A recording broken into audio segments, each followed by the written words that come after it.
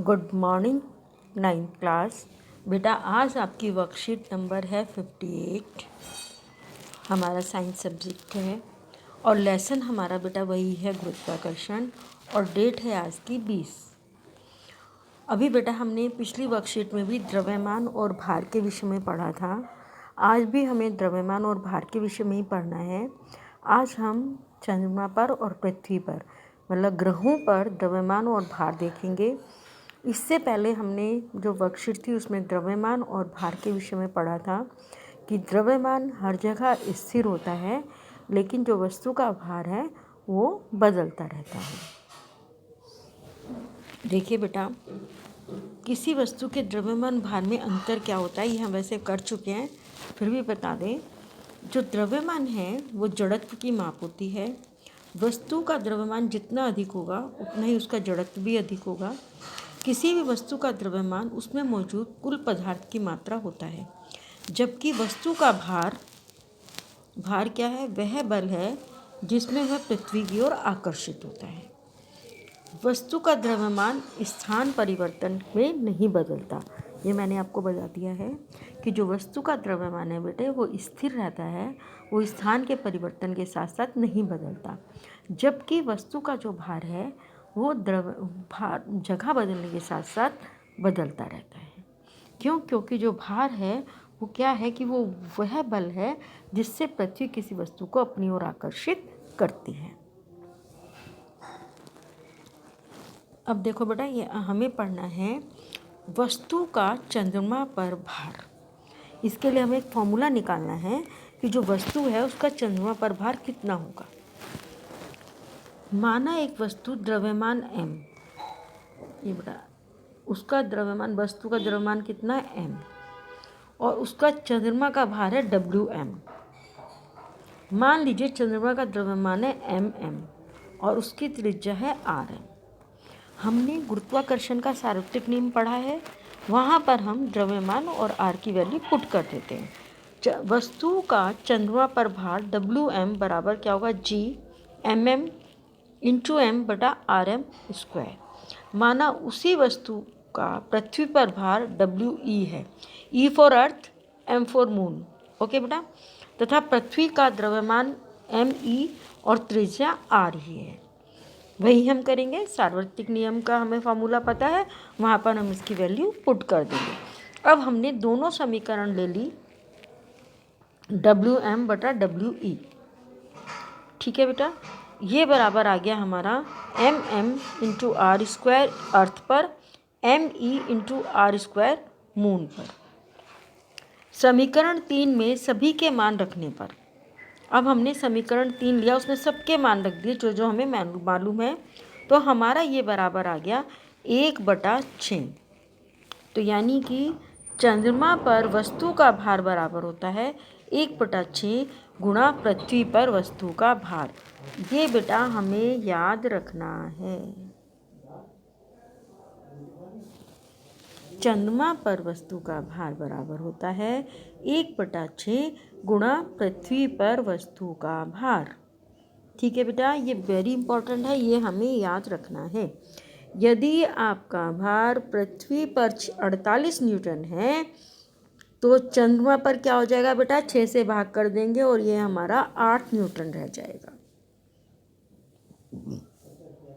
ठीक है बेटा, मेरे ख्याल ये आपको समझ में आ गया होगा कि कुछ नहीं करना बेटा, इसमें हमें दोनों के जो निकालने के लिए चंद्रमा पर वस्तु का भार, वो हमने दोनों में सार्वत्रिक नियम का मैंने बता दिया, वो फॉर्मूला आपको याद रखना है।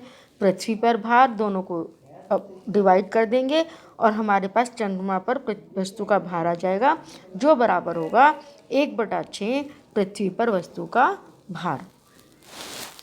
अब देखिए बेटा, भार और इसके बारे में हम कर लेते हैं थोड़ा सा। हमने जो भी पढ़ा उसके सारे मेन पॉइंट्स हैं ये।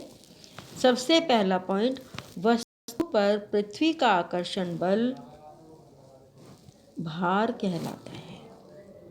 ठीक है, वस्तु का भार एक बल है जिसमें कि परिमाण और दिशा दोनों होती हैं, जबकि द्रव्यमान में नहीं होता, दिशा नहीं होती और भार में दोनों होते हैं। तो द्रव्यमान एक अदिश राशि है और भार एक सदिश राशि है। किसी भी वस्तु का अन्य ग्रह या उपग्रह पर भार उस स्थान द्वारा वस्तु पर लगे किस पर डिपेंड करता है? गुरुत्वाकर्षण बल के कारण। और इसीलिए वो गुरुत्वाकर्षण बल के कारण जो भार है वो बदलता रहता है। जैसे ही स्थान में परिवर्तन होता है भार में भी परिवर्तन होता है, जबकि द्रव्यमान नहीं बदलता। अतः एक वस्तु का चंद्रमा का भार चंद्रमा द्वारा उस पर लगाए गए गुरुत्वाकर्षण बल के बराबर होगा। चंद्रमा का द्रव्यमान पृथ्वी से कम है, इसलिए चंद्रमा वस्तु पर कम गुरुत्वाकर्षण बल लगाएगा और वस्तु का भार भी कम होगा। जिस वस्तु का भार पृथ्वी पर अधिक होगा और चंद्रमा पर कम होगा। क्यों? क्योंकि चंद्रमा का गुरुत्वाकर्षण बल पृथ्वी के गुरुत्वाकर्षण बल से कम है। द्रव्यमान की इकाई क्या होती है बेटा? किलोग्राम। और भार की होती है न्यूटन। 10 किलोग्राम द्रव्यमान वाली किसी वस्तु पर वस्तु का पृथ्वी पर भार बराबर होगा 10 किलोग्राम की। अगर हमने वस्तु ले ली है तो क्या होगा बेटा? W बराबर m गुणा G। m है 10, G हमें मालूम है। जब हम कैलकुलेट करेंगे तो हमारा ये आ जाएगा 98 न्यूटन। ठीक है बेटा, मुझे लगता है अब आपको भार और द्रव्यमान में सबको बिल्कुल क्लियर हो गया होगा कि द्रव्यमान और भार में क्या अंतर होता है। अब बेटा हम क्वेश्चन आंसर देख लेते हैं। हाँ बेटा, फर्स्ट क्वेश्चन,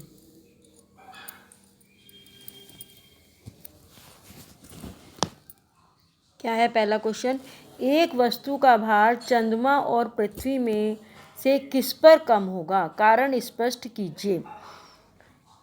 ये वैसे आप सबको आ गया होगा बेटा, लेकिन फिर भी मैं बता दूं, ये हमें यहीं पर है ये वाला क्वेश्चन का आंसर। ये रहा, एक वस्तु का चंद्रमा पर भार चंद्रमा द्वारा लगाए गए गुरुत्वाकर्षण बल के बराबर होता है। चंद्रमा का द्रव्यमान पृथ्वी से कम है, इसलिए चंद्रमा वस्तु पर कम बल लगाएगा और वस्तु का भार भी कम होगा। तो हम क्या लिखेंगे इसमें? वस्तु का भार पृथ्वी की तुलना में चंद्रमा पर कम होगा। क्यों होगा? क्योंकि पृथ्वी की तुलना में चंद्रमा का द्रव्यमान कम है।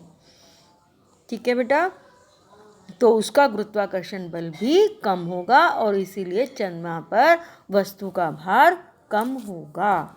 ये मेरे ख्याल अब सबको क्लियर हो गया होगा कि वस्तु का जो भार है वो पृथ्वी की तुलना में चंद्रमा पर कम होगा, क्योंकि पृथ्वी की तुलना में चंद्रमा का द्रव्यमान कम है, अतः चंद्रमा पर गुरुत्वाकर्षण का प्रभाव भी कम होगा। तो इसीलिए क्या होगा बेटा? चंद्रमा पर वस्तु का भार कम होगा। अब आते हैं हम सेकंड क्वेश्चन पर। किसी वस्तु के चंद्रमा पर भार को ज्ञात करने के लिए गणितीय सूत्र का परिकलन कीजिए। ये मैं आपको बता देती हूँ बेटा, ये आपकी वर्कशीट में ही है, ये मैंने समझा दिया है। ये आपको ये वाला फॉर्मूला लिखना है। चंद्रमा पर वस्तु का भार बराबर 1/6 गुणा पृथ्वी पर वस्तु का भार। ये है आपके सेकंड क्वेश्चन का आंसर। ओके बेटा, अब हम करेंगे थर्ड क्वेश्चन। किसी भी की ग्रह पर किसी वस्तु का भार कौन से कारक पर निर्भर करता है? ये बेटा मैंने आपको बताया, कहीं भी किसी भी ग्रह पर हम चले जाएंगे द्रव्यमान तो आपको मालूम है स्थिर ही रहेगा। अब हमसे पूछा गया है कि वस्तु का भार किस पर निर्भर करता है, तो हम क्या लिखेंगे? ये हमने पढ़ भी लिया है कि किसी भी वस्तु का भार उस ग्रह के गुरुत्वाकर्षण बल के बराबर होता है। ठीक है बेटा, ये देखिए यहाँ से है ये आंसर आपका थर्ड क्वेश्चन का आंसर। किसी भी वस्तु का अन्य ग्रह उपग्रह पर भार उस स्थान द्वारा वस्तु पर लगे गुरुत्वाकर्षण के कारण बदलता है या होता है। ठीक है, तो हमारा जो क्वेश्चन है कौन से कारक पर निर्भर करता है? गुरुत्वीय त्वरण पर। किस पर? गुरुत्वीय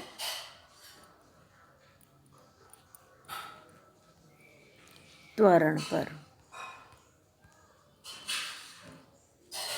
भार गुरुत्वीय त्वरण पर निर्भर करता है। ठीक है बेटा, समझ में आ गया। अब हमें करना है कि अगर 10 न्यूटन उसका चंद्रमा पर भार है तो पृथ्वी पर कितना होगा। देखो बेटा, चंद्रमा पर भार है कितना, 10 न्यूटन। सिंपल सा क्वेश्चन है ये, यहाँ पर लिख लेते हैं हम। ये क्वेश्चन नंबर कौन सा आपका, 4th। चंद्रमा पर भार बराबर 10 न्यूटन। पृथ्वी पर तो हमें निकालना है।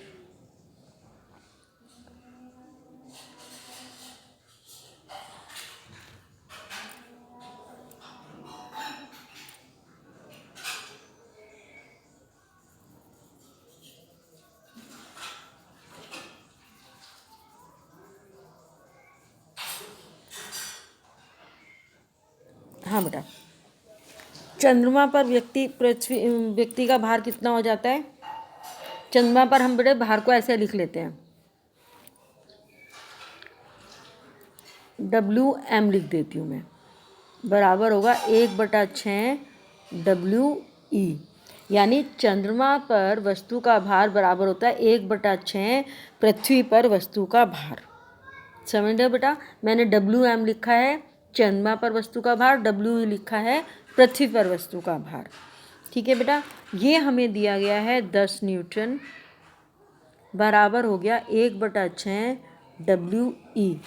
तो ये हो गया 10 × 6 न्यूटन बराबर WE, और ये हमारा आ गया 60 न्यूटन बराबर WE। तो आंसर में हम क्या लिखेंगे, यहाँ से लिख सकते हैं उसका भार पृथ्वी पर 60 न्यूटन होगा। व्यक्ति का भार पृथ्वी पर 60 न्यूटन होगा। मेरे ख्याल बेटा आपको सबको ये वर्कशीट अच्छे से समझ आ गई होगी। फिर भी बेटा कोई प्रॉब्लम होगी तो आप मुझसे पूछ सकते हैं।